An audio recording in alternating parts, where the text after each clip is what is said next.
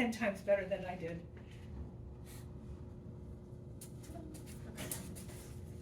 That's nice.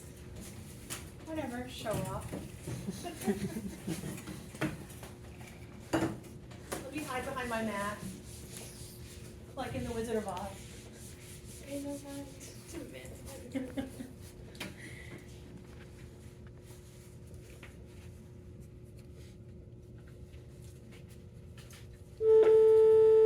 Which contains a set of 3 bars of soap. The mass in grams of each bar of soap is given by S is equal to the N of 50 and then 4 squared. And the packaging is given by T. The N is 90 and 5 squared. The gift package can be posted at a cheap rate if the mass is under 250 grams. Assuming that S and T are independent, what does that mean? Free of X. It's free of X. It's very independent. It's free of X. That's another story. It's another class. Like, okay, so bar of soap 1, right? Do you agree that bar of soap 1 has this mass? What would bar soap 2 be? That would be the same. That same mass. And what would bar soap 3 be? Also that same mass. So they individually, independently have that same mass. So what is our formula going to be? If I think about it like logically, it's going to be soap, soap, soap, right? Soap plus soap plus soap. How many soaps am I talking about? 3 of them. And then what else am I going to add to that particular packaging? The actual packaging itself. What's happening is I'm going to the post office and I'm like, I got 3 bags of soap and I've got a box. And if I put it all together, I need it to be cheaper than 250 grams. So can you set up a formula that looks like 3 bars of soap plus my packaging should be less than 250 grams? Formula would be 3 soaps, right? Plus 1 package is less than 250. Okay? So if I'm thinking about ahead in the future, because this is a normal, what is going to be my X value that I'm going to be working with? What's the X value that I'm going to use in my little formula when I'm converting for Z-scores? Yes. What was it a minute ago? It was 0, right? That's my X, okay? Are we cool with that? So now we have to find our new normal. We have to find the combination of the normals. So we have to find our new expected value. We have to find our new mean and our new variance. And how do we go about finding our new mean? We're going to do the E of 3S plus T. Are you feeling it? Okay. Where I'm going to write S and stuff up here so I can see it better.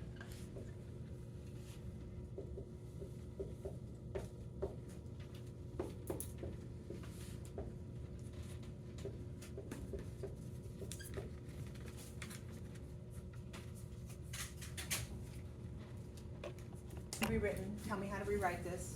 3 3 E of S E of S plus T. plus E of T, right? Okay. Are you good? So what is my expected value of S? What's my mean of S? 50. Because the first guy is the expected value, the second guy is the variance. Okay. Okay, Yeah. does that make sense? Yeah. And that's kind of what we've been doing with normals all that time. Okay, so then this is going to be 3 times what is my expected value of S? 50. 50. And what was my expected value of T? 90. 90. And what is the combination of those two together? 150 plus 90? 240. So 240 is my new mean. Does that make sense? Okay. Now, are we good? Is everybody feeling okay about that? And so my next guy is my variance. Now we have to be a little clever. How does this new variance formula going to look like for us? 9 variance of S. Yes, so it's 9, the variance, right, of S. And then plus Variance of T. variance of T. because it's really a 1 up front, right? Are we cool? Okay, so what was my variance of S? 4 squared. Yeah, so it's 9 times 4 squared plus 5 squared. 5 squared. And what do we get? 169. 169. Yeah. Also known as 13 squared. Does that make sense? Why we would do it? Sorta. All right, how do we feel? Are we cool? Why do I put it as 13 squared? Because you need the standard deviation. I need the standard deviation for the formula, and what is the standard deviation? If I know this is squared, it would be what? Just 13. Just 13. Yay. So my formula to find my new z-score is x minus the mean over the standard deviation. Is that too low? Should I bring it up? Are we good? I can't bring that down. You just stand up. Okay, what is my x value in this case? 250. What is my mean in this case? 240. 240. Yay. And then what's my standard deviation? Yes.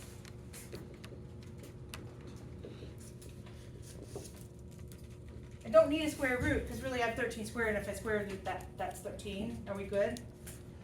Yeah, I think we're good. All right, do me a favor, find what the value of this guy is. Or is it 10 divided by 13? What does that come out as? 769. Okay. And I always do myself a favor. Am I looking for the big guy portion, or am I looking for the little guy portion? And I truly just draw a rough sketch of what I have for a mean. So what's my mean in this case? 240, right? And what's my, what are we looking for x to do? Less than 250. We're looking for it to be less than 250. Oh, that's kind of cool. So we're gonna go really, the answer we get is what we get. Does that make sense? If they had said greater than 250, then what would we have to do? Subtract by 1. We would subtract it from 1. Is it starting to come back? Okay, so go ahead and look on your bright colored sheet of paper at 0.769, and what value do you get? Does everybody remember how to add the number at the end and all that? It's been a while, but we're good? It's the final answer, 0.779. The final answer is 0.779.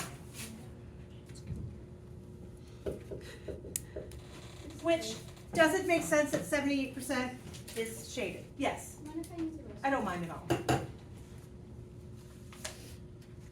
How do we feel? Okay, so as promised, we've done a basic probability table, distribution table. We have done the basic binomials. We have delved into normals, and what's left? Which seems like one that you loved. I don't know. Am I wrong? Not so much. Because what does Poisson bring? Poisson brings a lot of number crunching, if that rings a bell. But do we recall anything about Poisson? So for example, the mean of Poisson, so the expected value of Poisson, is also the variance. So if I find one, it's a duplicated version of it. If I have to go into the normal world. Does that ring a bell? Somewhat. Okay, let me write it down. So if we have x Poisson of lambda, ooh, do we remember that? And I'm gonna have to use a different one for y. I can't use lambda twice. So the way that they do it, if they had one, they would say the Poisson, and then they actually use the mu symbol. I know, like y, right? And so what would x plus y be of this if I was to do the combination in terms of Poisson? So it would be the Poisson of, I bet you could guess, lambda plus mean. Yeah.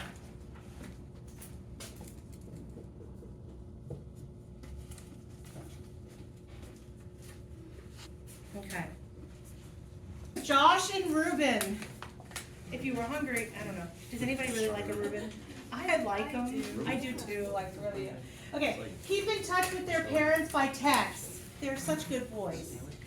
Okay, they still love their parents. By the way, did all of you tell your parents to get on the phone? The numbers of text messages, oh, that's bad. Done by Josh and Ruben are independent.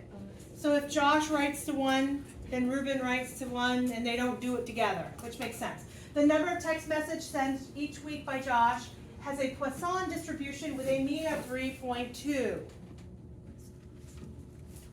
Okay? That is lambda. Josh will have a lambda. The number of text messages sent by Ruben each week has a Poisson distribution of, I can't read it, 2.5. 2.5. If you can't read it either, that's a 2.5. Write down the distribution for T, where T is the random variable defined by the number of text messages sent each week by Josh and Ruben. What are we doing with Josh and Ruben? We're adding their lambda and their mean. Okay? Write it, and let me show you that they're kind of particular. What's the new letter that we're going to call it? Did they give us a letter? Yes, they said T, correct? So T is not, throw it away. Don't keep it. See, I learned. So T is Poisson distribution. And what do we do with the two guys? We add them up, and what do you get when you add 2.5 and 3.2? 5.7 is our new lambda-ish. What was the second mean? 2.5. You can't read it either, huh? I don't, it's like blurry for me. Okay. That wasn't the paper. It's not your fault. It's all about the bad printing shop I did. Now, here's the next question. Can you calculate when T is greater than 5? Let's go back and review in our head how Poisson distribution works. Can you locate Poisson distribution on your paper? Yes? Does anybody want to give me that and I can write it down?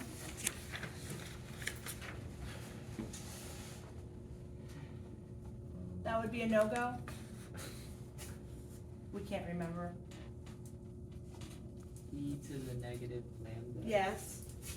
E to the negative lambda. Times lambda to the power of r. R. Divided by r, what's it called? Factorial. Factorial. Very good, thank you. So that is indeed the formula. And if I'm trying to find T is greater than 5, tell me numbers that fall into the category of greater than 5. 6, 7, 8, all the way up to infinity.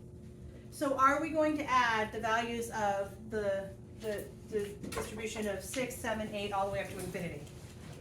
That's a no-go. How do we handle it when it's really big like that? 1 minus. We do 1 minus, right? So let's remind ourselves what makes up Poisson distribution. So Poisson distribution starts at what number? Every time? 0. The fact that it can never happen, all the way up to it can happen forever, right? So we're going to try to find the distribution of 0, 1, 2, 3. How far do I go? 4, and 5. I'm just trying to go over it to remind you how this works, okay? So I know at the end of the day I have to do 1 minus whatever my answer is, right? Now, I think we can recall we have to plug in 0, our lambda, right? And we have to plug in 0 for our r here. We have to plug in 1, et cetera, et cetera. What was the constant that we decided we think is easier? I think most people decided it was easier. Anybody remember? Not at all? Let me write it down and then we'll revisit that question. So let's say I'm going to start with, this is my lambda. It's going to be e to the negative 5.7 and then lambda to the 0 over 0 factorial plus e to the negative 5.7 and then lambda, which was which is 5.7, yes, that's what I'm looking for, which is 5.7 to the first over 1 factorial plus e to the negative lambda, you guys following my lead here? And then it's going to be 5.7 to the second divided by 2 factorial, dot, dot, dot, dot. So we decided, look, every single one of those guys has a constant value of e to a power. Does that make sense? So what we're gonna do is we're gonna take out the e to the negative 5.7. Does that ring a bell at all? And then we're gonna take each of these little pieces here, 5.7 to the 0 over 0 factorial plus 5.7 to the 1 over 1 factorial plus 5.7 to the 2 over 2 factorial plus, how far do I have to go? To 5. All the way up to 5. Now you guys are smarter than me. I think your calculators are nice. I don't know, I could be wrong, but I think you guys have it under control where you actually can plug that all in. What I just was talking about is instead of having e to the negative 5.7 times each of these ones, we factor that out, so then we find the answer to this, multiply it by e to the negative 5.7, and then do 1 minus that answer.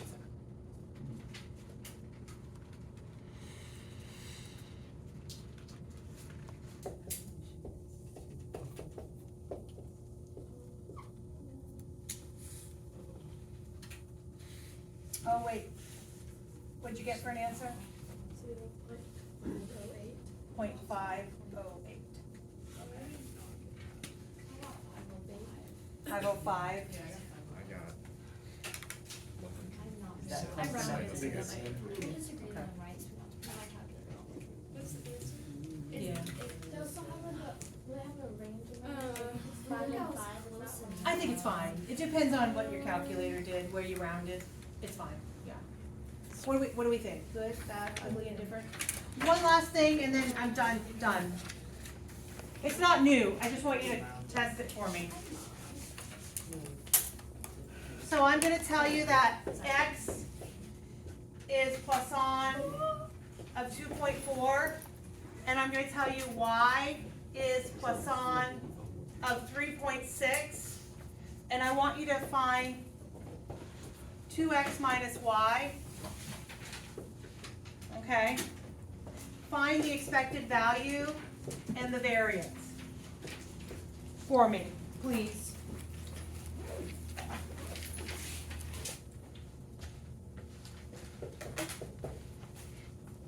That shouldn't be horrible. How was it? Our E of t. 1.2. What was the E of t is 1.2. And variance is 6. And what is the variance? 6. 13.2. Did you add them? If my variance comes out as 13.2 and my mean comes out as 1.2, is this combination still Poisson? No, Why not? because They're not equal. So it is not a Poisson distribution. Individually they are, but when I do them separately, they don't have the same thing. It's not Poisson anymore. And I'm done, D-O-N-E done.